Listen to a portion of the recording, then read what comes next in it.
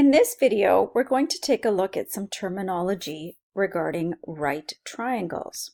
In other words, triangles that have one angle which is a 90 degrees. So we need to be able to label sides of a right triangle using some terms, specific terms such as hypotenuse, adjacent, and opposite.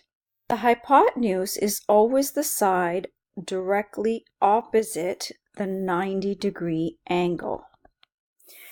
Okay, so let's take a look at this first triangle where the reference angle is angle B.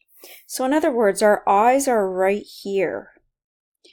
And just want to make sure that you understand that. So I'm going to draw a little set of eyes. And your eyes are going to be taking a look at this triangle from this viewpoint.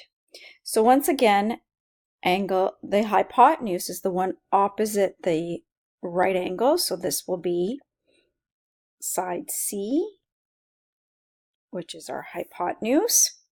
Now the next one that's the easiest one to point out is the one opposite angle B. So this will be directly opposite. So side B is opposite. And the one that's left over is called adjacent. So that's alongside the angle, and that's side A here. Notice that the angles are written in uppercase A, B, C, and the sides are directly opposite the angles in lowercase. So lowercase c, lowercase a, and lowercase b.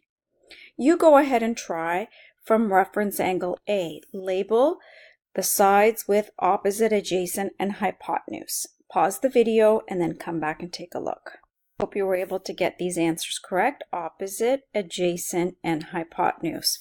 So all of this will come in handy as we see how trigonometry works in trig ratios in a couple of videos from now. Now, one other thing you want to note is that all interior angles in a triangle add up to 180 degrees. You may already know this from previous knowledge, but we just want to make sure that it's reinforced. So let's try this example. Find the missing angle if angle C is the right angle and A is 30 degrees. Let's draw this. I'm going to draw a regular triangle.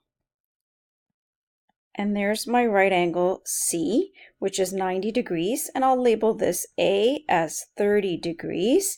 So I want to find angle B. One of the ways you could do it is 180 degrees minus 30 degrees and minus 90 degrees, which gets you 60 degrees for angle B. Think of a second way to do it. Well, you know that angle C is 90 degrees. The other two had to add up to 90 degrees. So angle B could be done as 90 minus 30, which also is 60 degrees.